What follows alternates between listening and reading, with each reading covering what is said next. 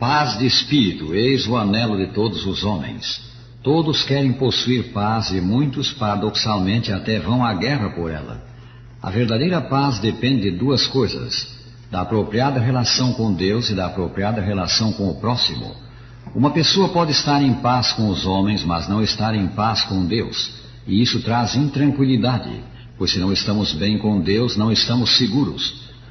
É possível, por outro lado, que uma pessoa esteja passando por toda a sorte de dificuldade, talvez sendo injustamente acusada, talvez sendo perseguida por outros, talvez sofrendo prisão por causa da fé. Mas se tiver a paz de Deus no coração, se tudo estiver bem entre ela e o seu Salvador, haverá nela uma tranquilidade de espírito que homem algum pode dar ou tirar. Qual é a causa da inquietação que aflige as massas? A causa é esta: o homem, agente moral livre que é, não tem sido fiel ao seu Criador. A Escritura diz: todos pecaram e carecem da glória de Deus. Romanos 3, 23. Vivemos num universo moral. Somos responsáveis diante de Deus, todos nós. O homem, criado com o poder da escolha, pode servir a Deus ou recusar fazê-lo. Se recusa servir ao seu Criador, terá de enfrentar as consequências, pois está escrito: Deus há de trazer a juízo todas as obras, até as que estão encobertas, quer sejam boas, quer sejam más. Eclesiastes 12, 14. Costumamos falar do mundo atual como um mundo civilizado, mas o espírito do selvagem, consequente ao pecado, ainda está no homem. A despeito da cultura, do progresso científico e da experiência da raça em vários milhares de anos, o mundo teve guerras brutais nos últimos 50 anos. A civilização não removeu o selvagem do coração do homem. É necessário para removê-lo um remédio mais poderoso, que vá direto ao problema. A disciplina militar não realiza o milagre, nem a educação, nem a força de vontade. Somos pecadores por natureza. Herdamos tal natureza de uma longa linhagem de pecadores. As Escrituras ensinam que a raça humana é uma raça caída, mas pela graça de Deus pode ser restaurada.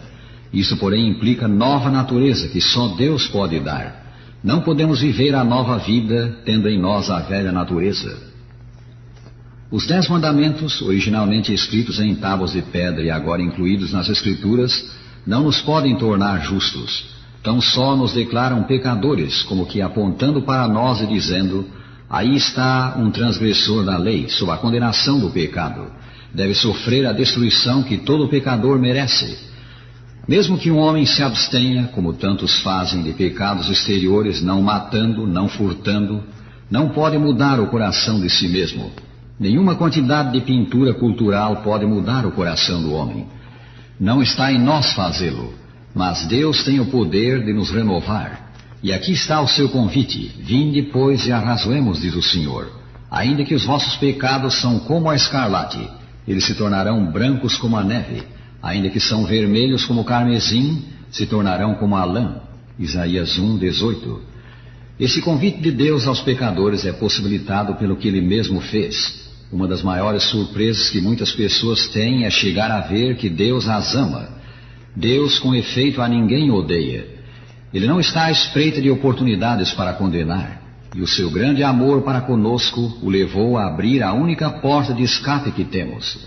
Deus possibilitou a salvação do pecador, da destruição certa, por maravilhoso ato do seu coração de amor.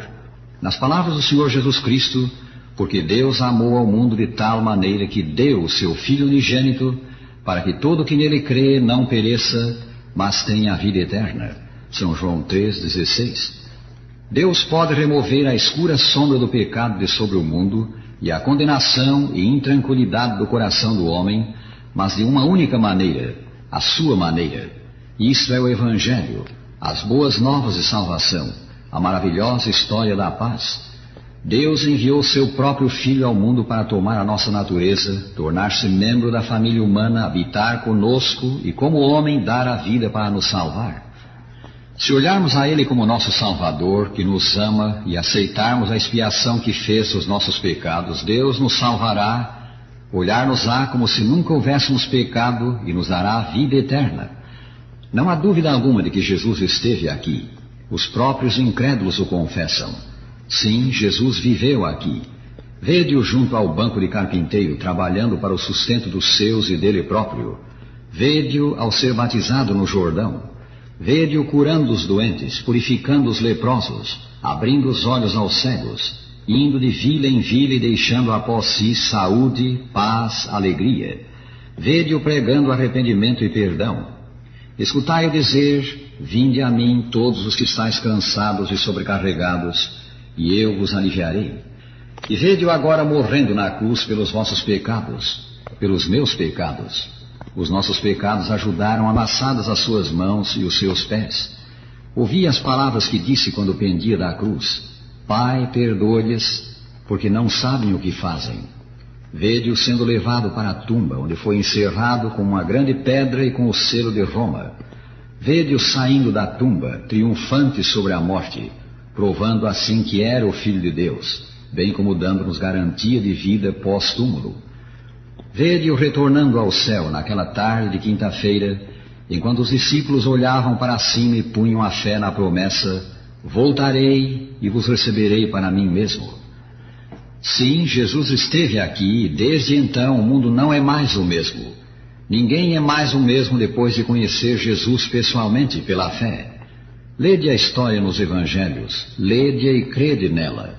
Esta história é para vós, para mim. Porventura nos ama Deus? Olhai a Jesus, Ele é a resposta. Pensai no maravilhoso quadro do amor de Deus que Jesus mesmo deu na história do filho pródigo. Lede em São Lucas 15. Vede aquele pai anelando a volta do filho transviado. Que fez ele quando viu o filho vindo ao longe? Correu ao seu encontro, abraçou-o e com lágrimas e alegria deu-lhe o beijo de perdão. Deu-lhe as boas-vindas ao lar. O pai da parábola é símbolo de Deus, nosso Pai Celeste. Deus nos ama a despeito do que somos, a despeito dos nossos pecados. Deseja que voltemos a Ele e quando o fazemos, nos recebe com gozo. O débito dos nossos pecados foi cancelado pela morte de Cristo. Ele tomou o nosso lugar e pagou o débito que nos era impossível pagar. Consequentemente, escreve o apóstolo: se confessarmos os nossos pecados, Ele é fiel e justo para nos perdoar os pecados e nos purificar de toda a injustiça. 1 São João 1:9. O Salvador não só perdoa, muda também o coração. Lemos: se alguém está em Cristo, é nova criatura. 2 Coríntios 5:17. A condenação, a consciência turbada, as preocupações desaparecem quando recebemos um coração novo.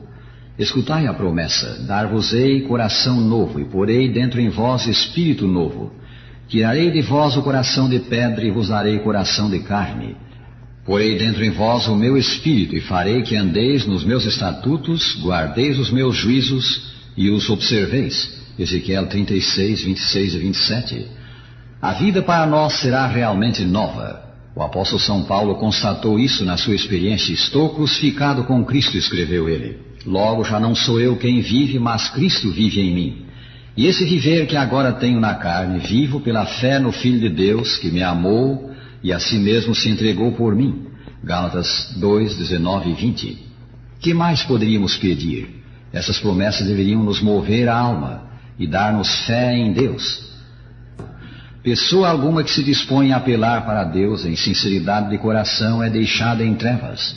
Ébrios e inveterados, morfinômanos, grandes pecadores, culpados de toda a espécie de pecado, têm sido perdoados, libertados da escravidão dos vícios, enobrecidos, e têm no coração a paz de Deus, que excede o entendimento.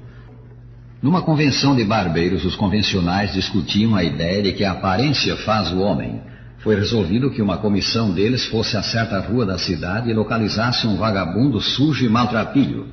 Encontrando tal homem, eles o levaram a um lugar apropriado, deram-lhe um banho, fizeram-lhe a barba, aplicaram-lhe massagem e, por fim, o vestiram com bonita roupa. Um gerente de hotel ficou de tal maneira impressionado com a transformação que ofereceu um emprego ao homem. Esse novo homem, como lhe chamaram, aceitou o oferecimento e prometeu apresentar-se para o trabalho na manhã seguinte.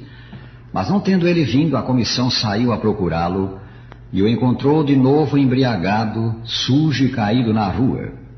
Os barbeiros fizeram no homem toda a limpeza menos a interna, toda a mudança menos a do coração. Não é a mudança externa que o pecador necessita, e sim interna. e esta só Deus pode dar. Ele pode e quer dar. Se aceitamos o seu plano, se aceitamos Jesus, se cremos nele como nosso remédio para o pecado, nosso Salvador, Deus opera a mudança. Tais grandes pecadores fostes alguns de vós, diz São Paulo, mas vós vos lavastes, mas fostes santificados, mas fostes justificados em o nome do Senhor Jesus Cristo e no Espírito do nosso Deus. 1 Coríntios 6, 11. Há poder em Cristo, vale ouvinte, poder salvador. Verás nele o teu Salvador pessoal, crerás nele agora e o receberás no coração. Faze isso e serás transformado. Possuirás também a paz que anelas. E agora, despedindo-nos, dizemos: o Senhor te abençoe e te guarde. O Senhor faça resplandecer o seu rosto sobre ti e tenha misericórdia de ti. O Senhor sobre ti levante o seu rosto e te dê a paz.